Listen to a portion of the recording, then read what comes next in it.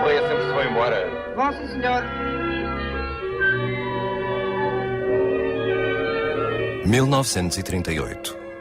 Logo no início da Canção da Terra, Gonçalves vê partir os vizinhos para a América.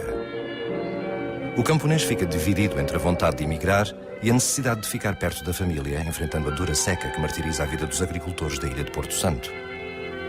Parece uma ingênua história popular, semelhante a muitas dos anos 30 do cinema português. Mas a Canção da Terra é todo um tratado de propaganda bem ao estilo do Estado Novo. Ora, viva o senhor pai. Olá! Bom dia, trazes uma cara de enterro? E de fome. Então o que é? Nada. Os filhos de João Correia embarcam hoje para a Madeira. Oh, que gente sem juízo. E depois sempre vão para a América? Parece que sim. Coitados. Quanto ao resto está tudo na mesma. Não chove, não se pode semear. Vocês agora são os fidalgos. No meu tempo, ia sacata de raízes de rilha boi. Ali, um dia inteirinho a cavar. No filme, a imigração é apresentada como uma doença, à qual o herói Gonçalves tenta resistir, optando por cavar a terra até à exaustão, em nome da família e da pátria, ainda que o seu destino seja continuar pobre. A política de Salazar comanda de forma discreta o enredo.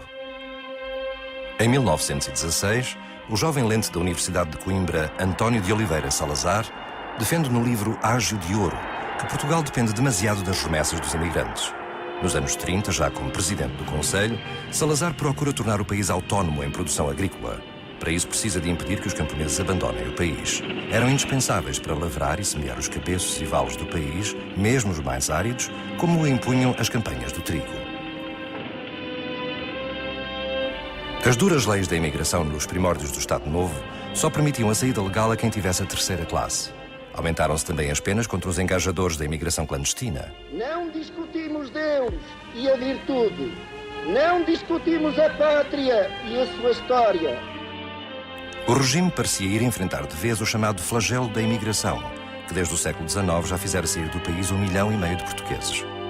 Mas se o filme A Canção da Terra reflete a política do Estado Novo, o que passaria então pela cabeça do ditador que deixa sair os cidadãos mais educados e cultos e procura reter, à custa de leis e propaganda, os mais pobres habitantes da nação?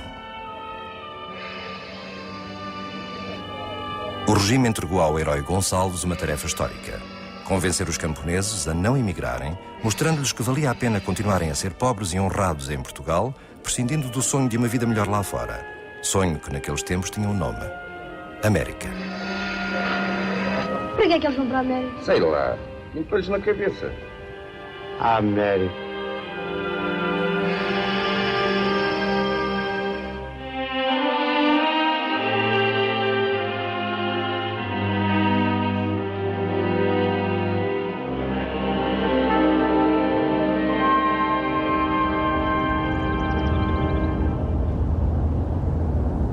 Os portugueses sempre se aventuraram pelo mundo fora, mas nunca foi fácil a sua saída de Portugal, sobretudo para quem não tinha instrução em letras e contas, nem era mestre em nenhuma arte. No século XVIII, o Marquês de Pombal proibiu mesmo a imigração. Impôs o uso obrigatório de passaportes até para circular dentro de Portugal. Só era autorizada a saída de pessoal para a administração colonial, funcionários para empresas ou padres para as missões católicas. Para os mais pobres, a oportunidade de emigrar só começou a surgir quando o Brasil e os Estados Unidos se tornaram independentes. Nestes países foram-se formando pequenas comunidades de portugueses que iniciaram as chamadas redes de imigração, arranjando aos poucos trabalho para familiares e amigos.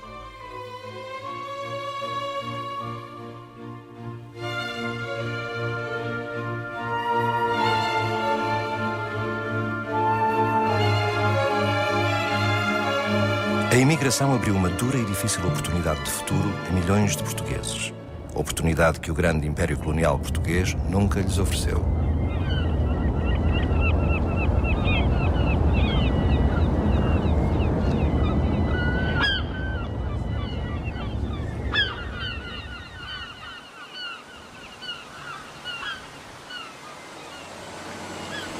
Uma das primeiras rotas de imigração para o continente americano iniciou-se na costa leste dos Estados Unidos, na cidade de New Bedford. Não é preciso andar muito para se dar com um português. Esta rua é a Riva Street, onde há maiores números de portugueses. Governaram-se todos aqui e ouve-se só falar português. Os registros indicam que o primeiro casal de açorianos se estabeleceu em 1827, nesta importante cidade portuária da Nova Inglaterra. Atrás desta família foram chegando imigrantes oriundos sobretudo das ilhas do Faial, Pico, São Jorge e Flores. Desde o século XIX, que New Bedford é a capital portuguesa da América. Atualmente, 52% da população da cidade, ou seja, 100 mil habitantes, são imigrantes portugueses ou seus descendentes.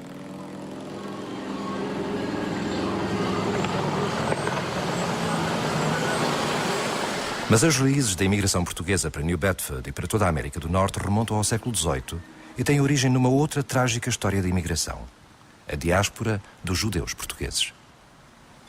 No ano em que Colombo descobriu a América, os judeus eram expulsos de Espanha.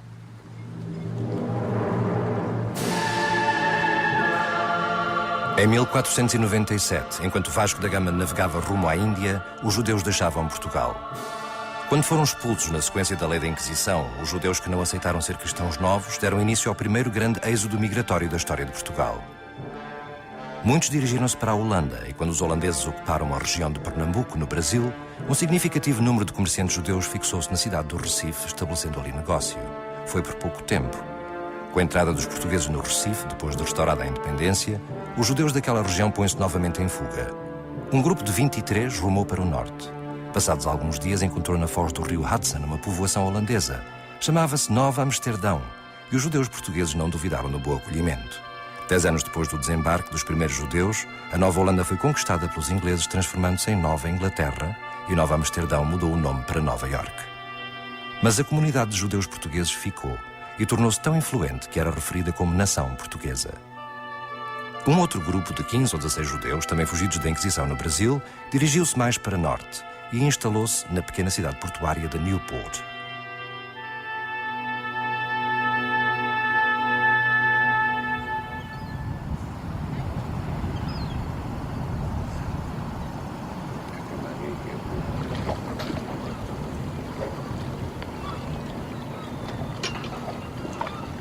Newport ainda é atualmente a capital americana da navegação à vela. Mas no século XVII, com a influência dos judeus portugueses, a cidade tornou-se no mais importante porto comercial da América do Norte. For those Jews, Newport became a very tolerant port. In fact, the Rhode Island colony, which Newport is a part of, is the first English colony that allows for what today we call toleration religion. Newport, antiga capital mundial da tolerância religiosa, é hoje uma autêntica cidade-museu. Em várias ruas, as casas foram mantidas exatamente como eram no período colonial, quando os judeus sefarditas portugueses aqui se instalaram. Construíram aqui a mais antiga sinagoga da América, a Sinagoga do Touro. Figuram vários nomes portugueses entre os fundadores da sinagoga, destacando-se de Aaron Lopez, que teve um papel decisivo na história da imigração portuguesa. He arrived as what we would call a Marrano or a new Christian. His name was Don Duarte Lopez. He arrived literally under the guise of being a Christian. And once he arrived in Newport, he then submitted to a ritual circumcision at the age of 21, dropped the pretense of being a Catholic, and took on his Hebrew name Aaron, his father Moses, his brother Moses, his mother Abigail, and then was able to live openly and actively as a Portuguese Jewish merchant. Os tios de Aaron, Diego Lopes Ribeira e Jacob Rodrigues Ribeira, haviam fundado na cidade a indústria do óleo de baleia. Aaron juntou-se-lhes no negócio e em apenas 20 anos tornou-se no mais importante mercador de Newport. He is probably, for his time during the 18th century, the most important maritime trader in all of Americas, not only here in colonial Rhode Island. A captura de baleias para extração de óleo era praticada há muito no Atlântico, até pelos nativos americanos.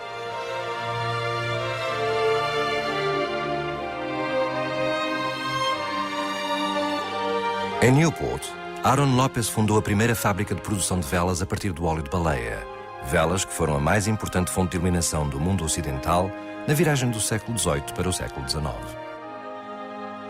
They take the tradition of candle making that you see in the Portuguese and the Jewish and Sephardic community, and they literally find and merge the whaling tradition and community, and they find that spermaceti whales, the pussy, waxy brain matter, is able to be cured and molded and boiled into what became And to be very candid, it was the ever-ready battery of the 18th century. It was the longest-lasting candle. It was one of the best products to be made and to be had. Os navios da Aaron Lopez cruzavam o Atlântico carregados de óleo para a Europa e a África, trazendo no regresso chá e escravos. Os Açores eram escala obrigatória neste comércio, especialmente a baía da Ilha do Faial, que era a mais segura para os pesados barcos de mercadorias. Calcula-se que muitos açorianos tenham feito parte das tripulações dos barcos de Aaron Lopez, saltando assim para a América.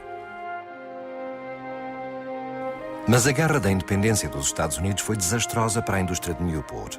Parte da frota veleira foi encaminhada para as batalhas. Aaron Lopez perdeu a quase totalidade dos seus veleiros. Morreu num acidente em 1782 e, a partir dessa altura, a economia de Newport entrou também em declínio. Para agravar a situação, as baleias começaram a escassear junto à costa e a atividade baleeira deslocou-se de Newport para a cidade de New Bedford, cujo porto oferecia saída direta para o Atlântico.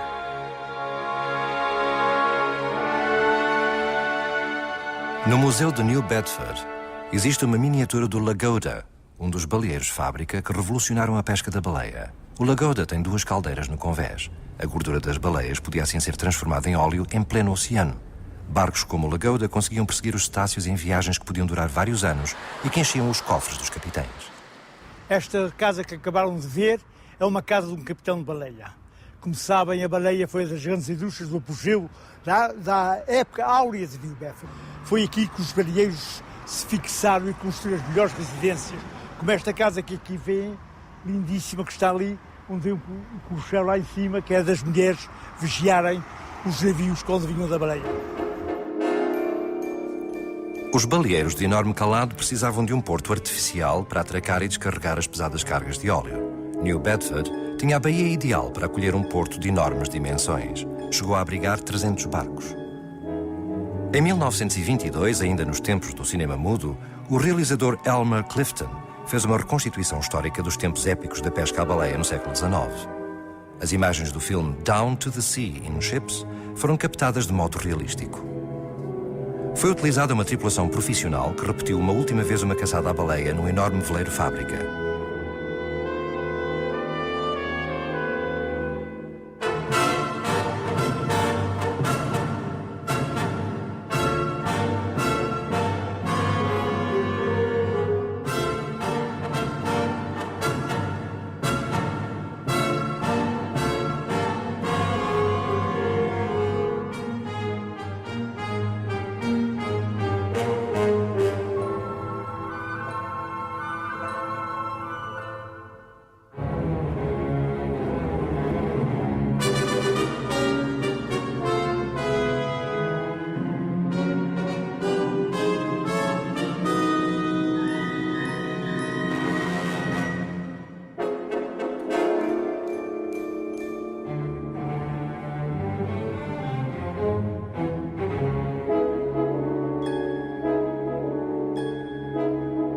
Para além das imagens reais de caça à baleia, impressionam as sequências de corte e desmanche dos animais a bordo dos navios.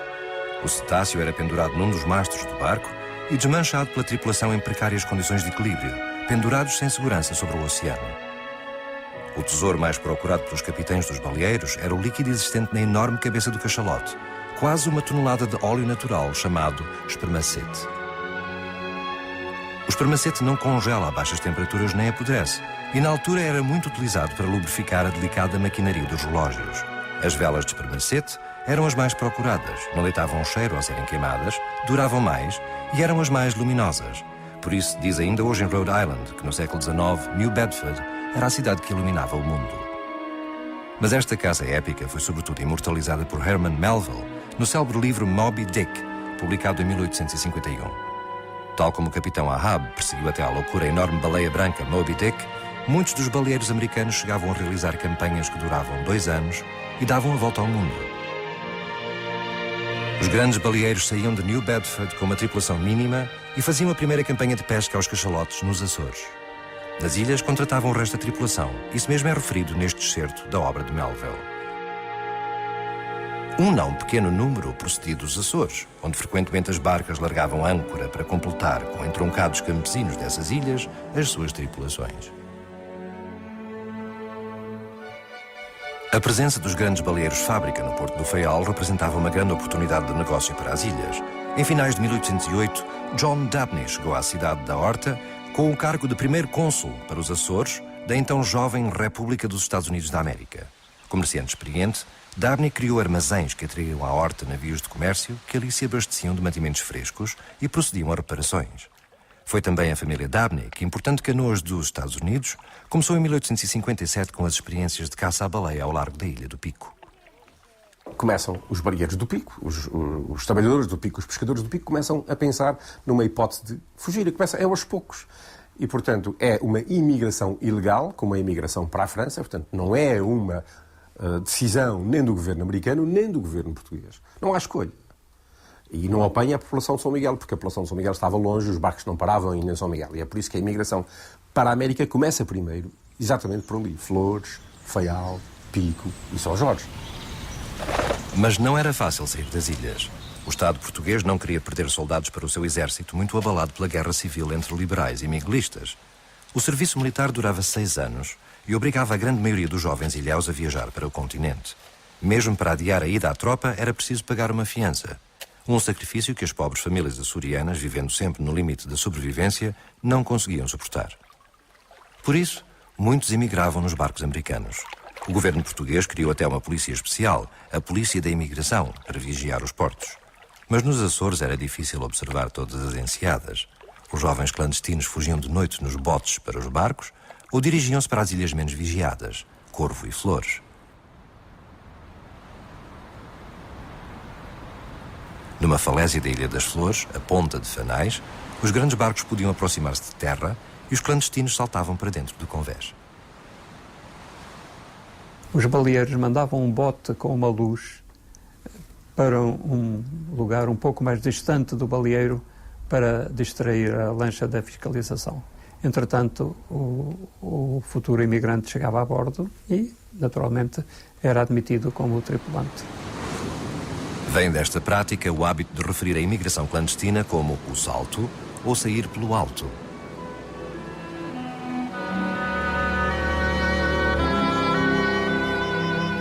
Os baleeiros americanos que ficavam nos Açores um mês para repouso das tripulações descarregavam e vendiam o óleo da baleia, podendo assim prosseguir a caça pelo Atlântico com alimento fresco para a viagem. Dali rumavam a sul, para Cabo Verde. A tripulação temporária era agora de cabo-verdianos recrutados sobretudo na Ilha Brava. Tanto açorianos como cabo-verdianos conseguiam sempre infiltrar-se na tripulação, rumando depois para a América.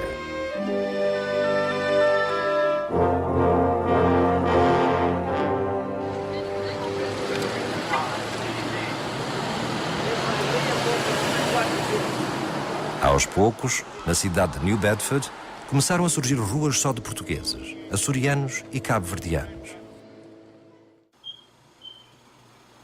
Muitas dessas vidas são pacientemente estudadas por Miguel Corte Real. No seu escritório, rodeado de arquivos paroquiais, vem inventariando aos poucos a genealogia e as histórias dos imigrantes portugueses de New Bedford. A minha sogra, perguntava-me várias vezes, foi para aqui em 1890 e tal, que quando chegou aqui moravam ela e as primas, e todas as mulheres dormiam todas num quarto e os homens todos no outro quarto, para se poderem aquecer. Porque o aquecimento era central, num fogãozinho a carvão, que eles iam levantando durante a noite e não havia mais nada. Muitas vezes, a urina congelava-nos no bacio, está a ver? Havia pão uma vez por semana, não é como agora. A meio do século XIX, em 1850, a comunidade portuguesa tinha já cerca de 800 habitantes e vivia num bairro simbolicamente chamado Faialense pelos americanos. Poucos anos depois, os imigrantes inauguraram a primeira paróquia portuguesa, construindo a Igreja de São João Batista. A tolerância religiosa que os imigrantes encontraram na América não existia em Portugal no século XIX. Por esses anos tornou-se público nos jornais americanos o drama dos exilados madeirenses que pertenciam à religião protestante. Tinham sido evangelizados pelo reverendo escocês Robert Riley. O protestantismo estava proibido em Portugal, mas Riley, contrariando a lei, fundou em 1845 a Igreja Presbiteriana do Funchal. Um ano depois, Riley e 1000 discípulos foram obrigados a fugir da Madeira, refugiando-se primeiro nas Antilhas. A Sociedade Protestante Americana interessou-se pelos exilados e o primeiro grupo de 300 chegou à América em 1849. Foram à aventura, esperando encontrar trabalho no interior dos Estados Unidos, nos campos de uma companhia produtora de fibras de cânhamo. Mas a empresa não os contratou e os exilados foram abandonados à sua sorte. O drama dos imigrantes portugueses despoltou um movimento de solidariedade entre a população de Springfield, no Illinois, que decidiu acolher os portugueses. Até Abraham Lincoln, futuro presidente dos Estados Unidos, que vivia em Springfield nessa altura, se solidarizou, contratando madeirenses para o seu grupo de empregadas de limpeza. Now, we don't know too much about those girls, except that one was Mr. Lincoln's third cousin, one Portuguese immigrant, one black girl that worked for the Lincolns, and we know this, they were all poor, and they were trying to live the American dream. Em busca do sonho americano, viviam em 1855 400 madeirenses no interior do estado do Illinois. Na altura era a segunda maior comunidade portuguesa da América do Norte, depois dos pioneiros de New Bedford. As redes de familiares e conhecidos que iriam comandar os fluxos da imigração para os Estados Unidos estavam estabelecidas. Foram chamando mais e mais gente, sobretudo açorianos e madeirenses, até aos finais do século XIX. No continente português, porém, o destino sonhado pelos imigrantes era o Brasil.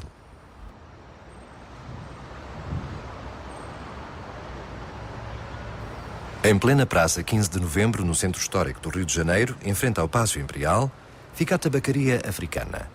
Existe desde 1846 e sempre pertenceu a portugueses. A sua posse foi continuamente passando dos proprietários para os empregados vindos de Portugal. Emigrar para o Brasil, procurando fazer fortuna no comércio do Rio de Janeiro, sempre foi tradição forte no litoral norte de Portugal. Quando foi descoberto o ouro, em 1693, foi do Douro e do Alto Minho que saíram a maioria dos que demandaram o Brasil em busca da riqueza. O ouro foi fundamental para o desenvolvimento da cidade do Rio de Janeiro. A imensa Baía de Guanabara fora descoberta a 1 de janeiro de 1502 e confundida com a foz de um rio, de onde o nome Rio de Janeiro. A baía era um abrigado porto natural e foi escolhida como o local mais seguro para embarcar o ouro de Minas Gerais.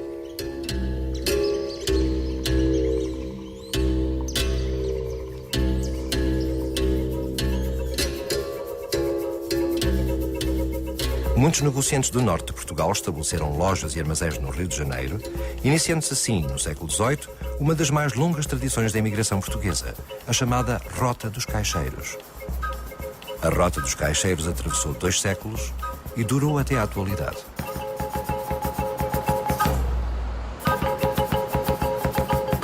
Como o trabalho agrícola no Brasil era exercido pelos escravos, restava aos europeus, aos portugueses, a desenvolver outro tipo de atividades que passavam sempre pelo negócio. Esses cargos são cargos de confiança. Trabalhar com dinheiro, gerir a caixa, fazer pequenos negócios, controlar os próprios escravos, são cargos de confiança. Ora, como é que a confiança se obtém? Obtém-se indo buscar pessoas de relações, e levando-as de uma forma isolada em que o próprio chamador vai ser o verdadeiro patrão e pai. A imigração de jovens caixeiros tornou-se um modo de vida, uma tradição secular enraizada na cultura das gentes do Douro e do Minho.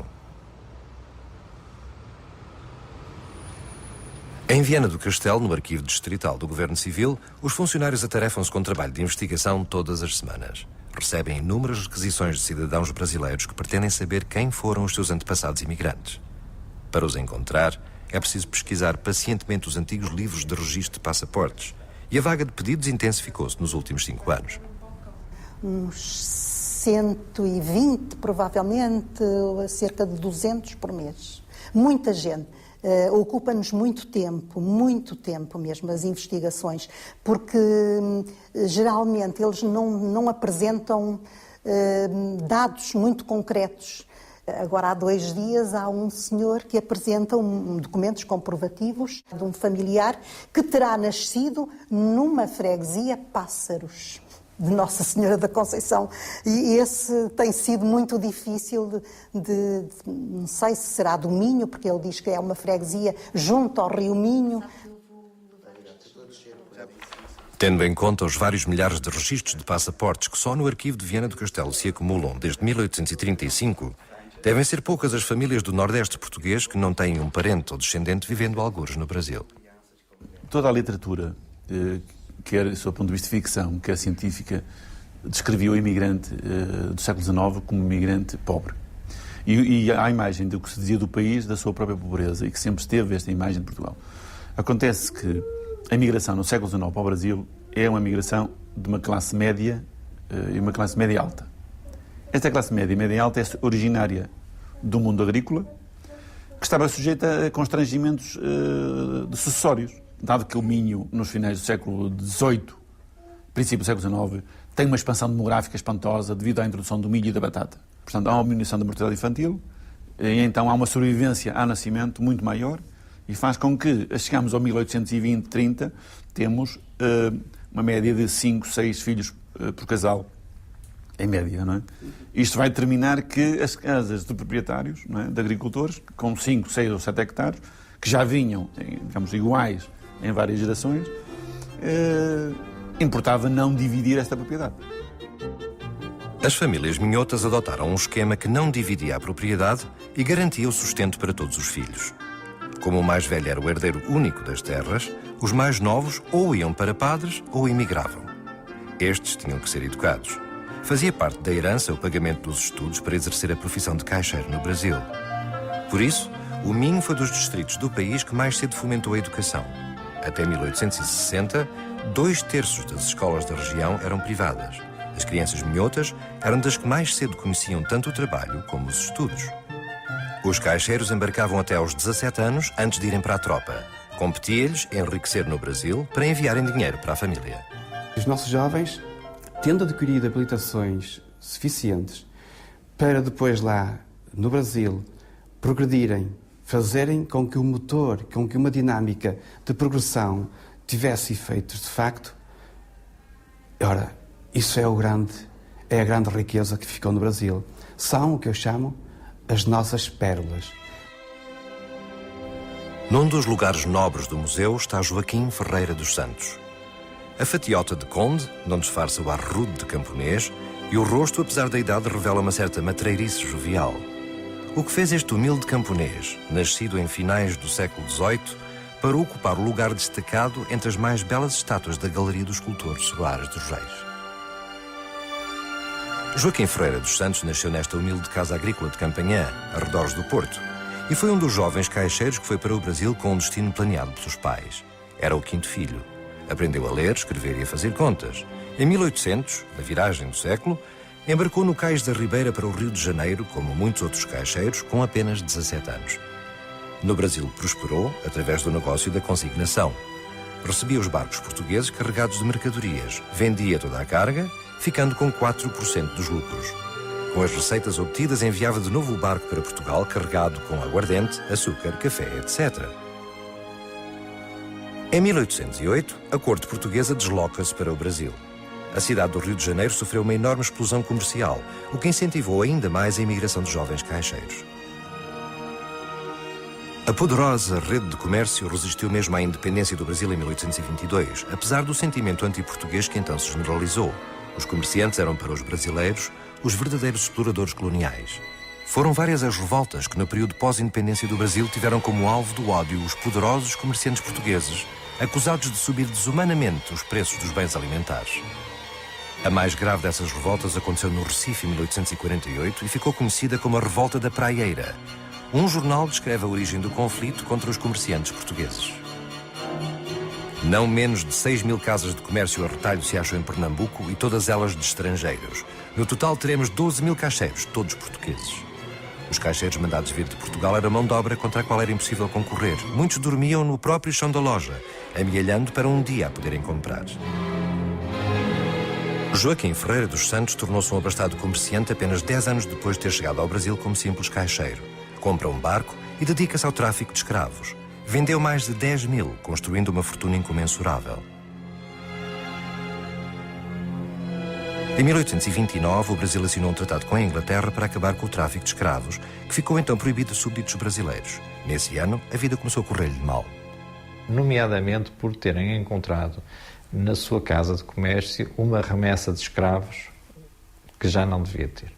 E, portanto, nessa altura sofreu uma coisa que deu brado na imprensa, sofreu alguma perseguição e ele achou por bem vir visitar Portugal, vir à Europa, como ele dizia, adejar até que as coisas se compusessem.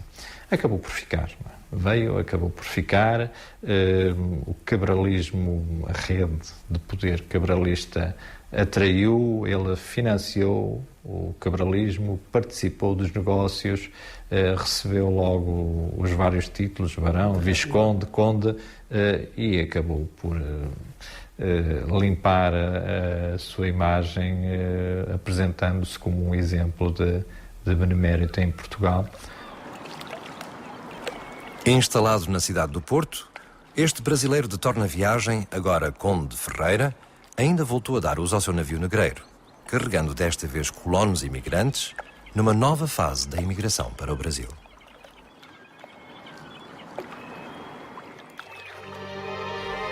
Farta do incumprimento dos tratados, a Inglaterra passa a interceptar os navios negreiros mesmo em águas territoriais estrangeiras. Pressionado, o Brasil decide finalmente, com a lei Eusébio Queiroz, impedir totalmente o tráfico de escravos a partir de 1850. Esta medida lança o desespero entre os proprietários da região de São Paulo. A cultura do café estava em grande expansão naquela região. Vastas quantidades de terras inexploradas foram transformadas em cafezais e exigiam muitos braços de trabalho. O café conseguira, em poucos anos, substituir o açúcar como motor da economia brasileira.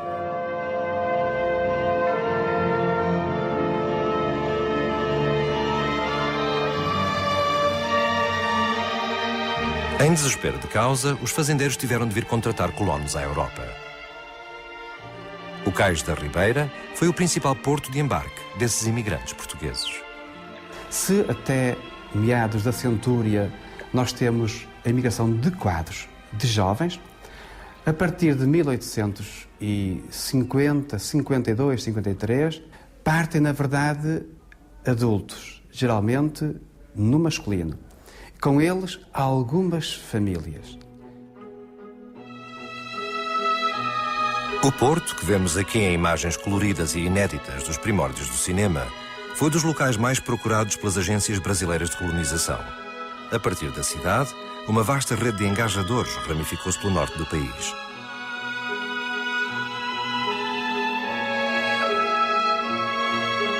Em troca de uma percentagem no negócio, aliciavam grandes quantidades de mão de obra barata. Esta rede produzia passaportes e contratos falsos, corrompia fiscais, contratava ilegalmente menores de idade, simulando autorizações de familiares.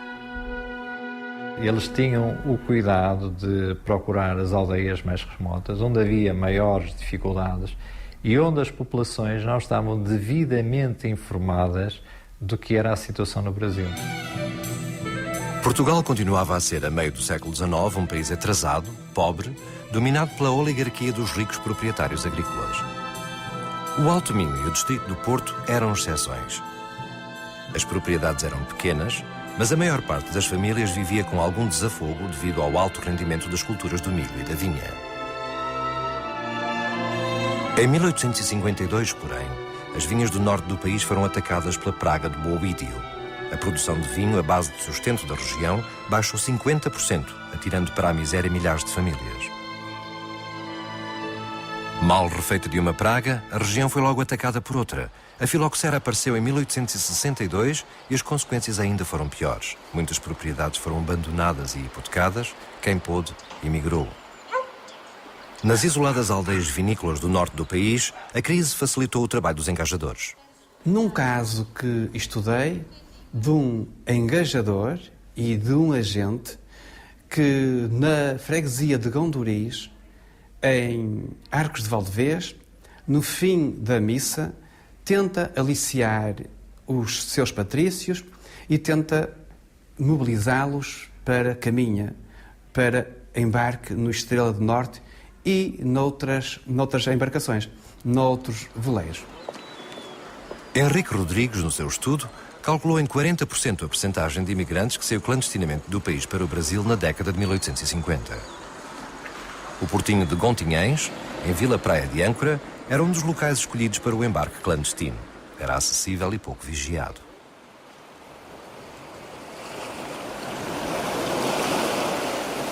Mas a prática mais comum era o refúgio em Espanha antes da partida. Os imigrantes atravessavam a fronteira na estreita foz do Rio Minho. Os barcos, depois de saírem de caminha, deslocavam-se para águas espanholas e recebiam os botes com os clandestinos.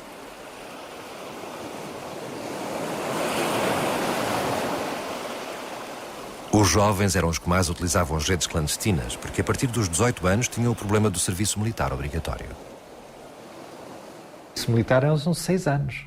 Eram 6 anos que os camponeses abominavam, que os pais diziam que os filhos iam estragar-se para o serviço militar, iam ganhar vícios para os quartéis e que quando vinham não queriam trabalhar no campo, estavam habituados a uma outra vida e, portanto, procuravam subtraí-los ao serviço militar encaminhando-os.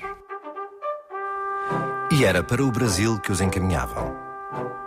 Em 1859, para contrariar as saídas clandestinas dos sorteados para a tropa, o governo diminuiu para os 14 anos a idade a partir da qual era obrigatório pagar a fiança para a dispensa do serviço militar.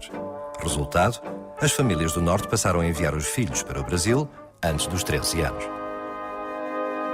Nós hoje falaríamos de trabalho infantil.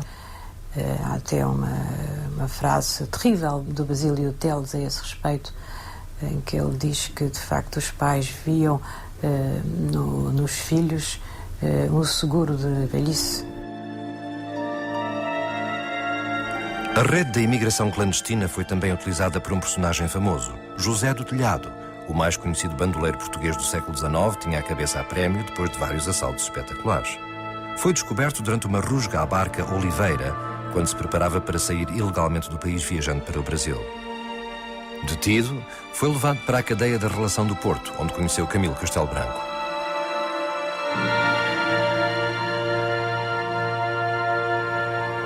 Os escândalos não impediram que, na década de 1850, a imigração de colonos para as fazendas de café subisse rapidamente, superando a tradicional imigração dos caixeiros.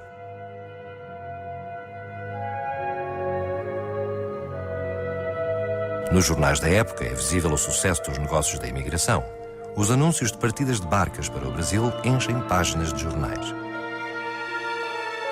Em 1856 saíram pela primeira vez de Portugal 6.500 pessoas num só ano. Nesse mesmo ano, vários casos de abuso são relatados nos jornais. A imigração clandestina torna-se um caso nacional. Vários inquéritos são elaborados no Parlamento e fala-se de escravatura branca. Por exemplo, a 6 de julho, o jornal O Comércio noticia o caso da galera Defensor, que saiu do Porto para o Pará, no Brasil, e chegou ao destino com 47 mortos. No barco, os alimentos eram cozinhados com água salgada. Passaram fome, sede, foram espancados pelo capitão, que não perderam os hábitos de malvadez herdados do tráfico de escravos. O próprio capitão, que no princípio nitidamente vem de uma reconversão do tráfico em tráfico de imigrantes, esses capitães serviam de banqueiros também, porque esse contrato empenhava os trabalhadores durante um período determinado e, na realidade, os trabalhadores ficavam à chegada ao Brasil entregues a proprietários. Nos barcos havia uma espécie de um leilão, como havia anteriormente os leilões de escravos, passou a haver os leilões de trabalhadores contratados ou trabalhadores livres. Os leilões ocorriam no Cais de Santos, o principal porto da região de São Paulo. Dali os colonos eram encaminhados para as fazendas com um contrato. Assinavam satisfeitos, julgando-se proprietários de terras, e acabavam escravos das dívidas aos fazendeiros. A fazenda Ibicaba, em Limeira, foi pioneira na contratação de imigrantes europeus para substituir o trabalho escravo. Pertencia a Nicolau Campos Vergueiro, que foi um dos primeiros e mais ativos defensores do abolicionismo no Brasil. Vergueiro nasceu em Val da Porca, Trás-os-Montes. Formou-se em Direito na Universidade de Coimbra e decidiu em 1803 tentar a sua sorte no Brasil. Arranja emprego num escritório de advocacia em São Paulo. 5 anos depois casou e, através da fortuna da esposa, abriram-se-lhe as portas da política e do negócio. Foi um dos regentes do Brasil quando Dom Pedro abandonou o país para reclamar o trono português. Tornou-se também um poderoso proprietário de terras e um dos pioneiros do cultivo do café, que haveria de ser a maior riqueza de São Paulo e de todo o Brasil. Vergueiro vai e passa pela região do Morro Azul e Tatuíbi, uma região muito fértil, de terra roxa, e enxerga que ali poderia então estabelecer um outro engenho, que era o Ibicaba. Porque Vergueiro ali começou a substituir, a partir de 1828, não é? Temos ali registros nos originais que ele começa a colocar a rubiácea, o café, no lugar da cana-de-açúcar. As experiências com a rubiácea tiveram êxito. A planta atingia mais de 3 metros de altura e dava bagas com fartura. O problema é que o café exigia um trabalho mais qualificado que o açúcar e os escravos eram a única mão de obra disponível para os fazendeiros brasileiros. Esse espaço aqui é a construção mais antiga da fazenda, tá? É de 1820 mais ou menos. A parte de baixo, onde nós vamos entrar já já, foi a senzala, até onde os negros eram obrigados a ficar. E a parte de cima é a tulha, onde se guardava café, prioritariamente café. É um armazém. O café tem que ficar numa área protegida, que nem, por exemplo, um assoalho de madeira, para ele não pegar umidade, para ele não perder a qualidade dele. E eu acho que eles não tinham a menor preocupação com o escravo se ele ia ficar no chão em terra batida, com umidade, com pouca luminosidade. O café tinha mais valor para o fazendeiro do que o escravo. É uma infelicidade, mas foi a realidade. Não era o caso de Vergueiro, o liberal com influências inglesas, que acreditava que o trabalho livre era mais produtivo que o dos escravos. Em 1842, o senador tornou-se o primeiro fazendeiro do Brasil a investir, por sua conta e risco, na contratação de imigrantes europeus para trabalharem nas plantações de café. Vieram do Minho, 80 portugueses que vieram do Minho. Isso é registrado. O governo não quis ajudá-lo. Nenhum fazendeiro quis trazer uma responsabilidade sobre os ombros como o Vergueiro quis. Ele foi corajoso, ele foi realmente futurístico, essa que é a verdade. Ibicaba é atualmente uma fazenda-museu. Quem a visita pode conhecer como era ali cultivado o café. Nos armazéns ainda existem as máquinas que ensacavam os grãos e que só os imigrantes europeus sabiam manejar. Cá fora, no terreiro, o café era lavado e secava. A fazenda mantém quase intacto o aspecto que tinha no século XIX, quando era propriedade da família Vergueiro. Foi ele que inventou as colónias de parceria, uma forma de contratação que ficou conhecida no Brasil como o sistema Vergueiro. A partir de 1850, quando o café se torna altamente lucrativo, Vergueiro pede aos engajadores para contratarem colonos europeus às centenas. Os barcos partiam do norte da Europa com imigrantes prussianos, germânicos, suíços e passavam pelo porto embarcando os portugueses. Os colonos eram supostamente parceiros do dono da fazenda, tomavam posse das terras, mas dividiam os lucros da exploração com o proprietário. Ibicaba ficou tão famosa no mundo todo que as pessoas vinham, como por exemplo, Heinrich da Prússia, né, que era o príncipe, né, veio para visitar o Ibicaba para ver com os próprios olhos o que a fama do Ibicaba era mundial. Yang Xing da China, o mandarim, foi até lá para com seus próprios olhos observar aquele português inteligentíssimo que tinha ideias que não eram para o século, absolutamente não eram. O sistema trouxe riqueza e êxito aos Vergueiro, mas não aos colonos. Estes trabalhavam dia e noite. De dia arrancavam mato e à noite faziam tijolos para construir as casas. Se fugissem, eram perseguidos como se fossem escravos. Os colonos tinham de comprar tudo na mercearia da fazenda, que tinha até dinheiro próprio. As dívidas nunca terminavam. Aqui, esse espaço aqui, antigamente era o escritório da fazenda. Um pouco adiante, a mercearia, o açougue terminava com a capela. E no momento Vergueiro, né, principalmente no momento da revolta dos parceiros, esse foi um espaço utilizado talvez até para a própria revolta, porque os imigrantes tinham que fazer os acertos de contas aqui e as compras logo ao lado, então era a vila da fazenda. Em 1857, os colonos alemães e suíços revoltaram-se contra o proprietário. A revolta dos parceiros criou uma enorme polémica internacional sobre o sistema inventado por Vergueiro. Teve uma repercussão em Europa muito grande, até mesmo com a proibição da migração no que se refere à Prússia, à Suíça e a alguns estados alemães, né, condados e ducados, porque ainda não havia ocorrido a unificação. Portugal, para além dos inquéritos parlamentares, pouco mais fez para denunciar a escravatura branca. Os imigrantes portugueses, quando podiam, fugiam das colónias. Escapavam para as cidades de Santos e São Paulo, mas nem todos conseguiam arranjar empregos. Muitos vagueavam miseráveis pelas ruas da cidade. Foi nessa altura que surgiu a Beneficência Portuguesa de São Paulo, cuja fundação foi justificada por estas palavras. Quase 2/3 das pessoas socorridas pela nossa associação vieram para este país engajados e foram estas que se apresentaram no estado mais precário de saúde e de extrema pobreza. Foi um período negro da imigração portuguesa, que normalmente ficou esquecido, porque depois se fala muito mais da imigração portuguesa para a cidade, é aquela que é mais visível, e esta que se confundiu na paisagem ficou um tanto esquecida. A imagem do senador Vergueiro ficou muito afetada pela fama de explorador de escravos brancos. Ibicaba foi vendida pelos filhos nos finais do século XIX e a família Vergueiro ainda hoje luta para limpar a imagem do antepassado. Eu acredito que hoje em dia muito de uma influência socialista na classe de professores e tudo, então tentam pôr meio de lado a importância que ele teve. Porque realmente foi a primeira experiência de trazer colono para cá. E ele ter tido a lucidez de trazer europeu, que culturalmente era superior, e sabiam na agricultura o que precisava ser feito. Então a gente acha que ele foi um homem de visão. Mas isso é mais opinião de família, não é o que a gente vê por aí, não. O sistema vergueiro, que para acabar com a escravatura negra criou a escravatura branca, foi sobretudo contestado por outro imigrante português. João Elisário de Carvalho Montenegro foi um dos pioneiros da contratação de mão de obra assalariada para as colónias de café, depois de ter enriquecido como caixeiro no Rio de Janeiro. Pouco se conhece da forma como Montenegro conseguiu a fortuna. Sabe-se que por volta de 1867 comprou uma fazenda perto da cidade de Espírito Santo do Pinhal.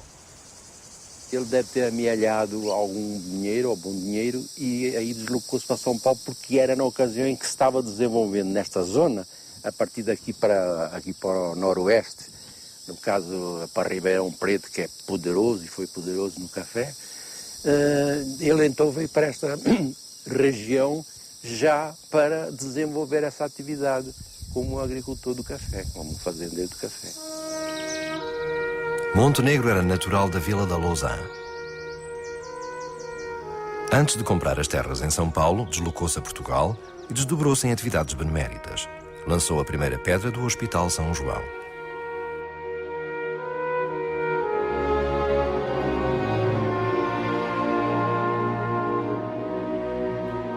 Os serranos da Lousã eram gente muito pobre. Não tinham dinheiro sequer para poderem emigrar. Montenegro deu-lhes uma esperança e contratou naquela vila 30 trabalhadores para recuperarem a fazenda que adquirira no Brasil.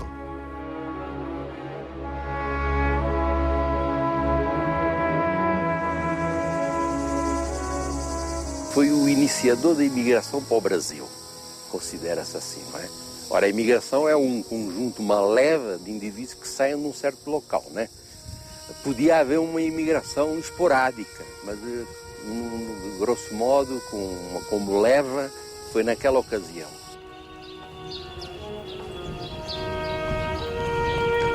Joaquim Miranda é descendente de Antonino Ventura Seco, um desses imigrantes da Lousã que o comendador Montenegro trouxe para a fazenda de café.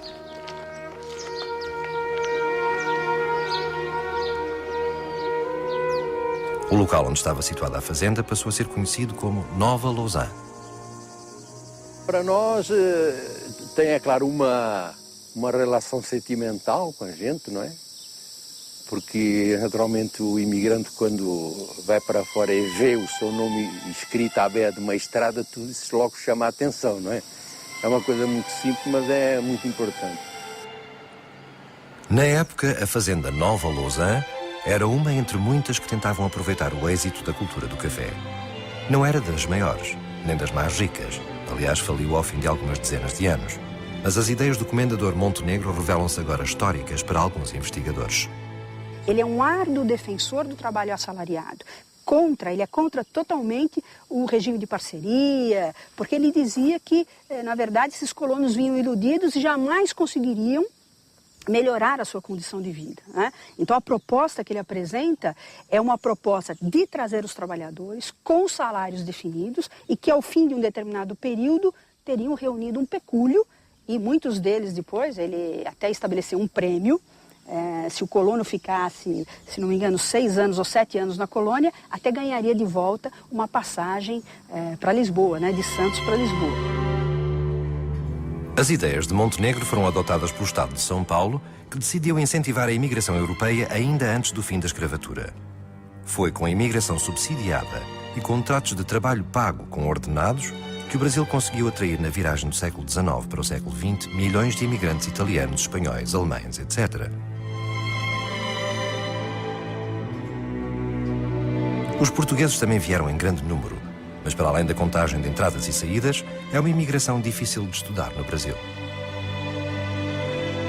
É a imigração invisível, porque eles estão aqui, né, fazem parte da paisagem paulista, né, da América Portuguesa desde o início da colonização, e no 19, mas eles estão escapando pelas nossas mãos como areia, porque é difícil você perseguir o percurso desses indivíduos. A imigração invisível é também uma marca do insucesso. Quando não enriqueciam, os imigrantes deixavam-se ficar, diluindo-se na cultura local, tornando-se em mais um brasileiro. Só regressavam a Portugal os que faziam fortuna. Esses dedicavam-se a ostentá-la, construindo palacetes ou disputando comendas a troco de fartos donativos.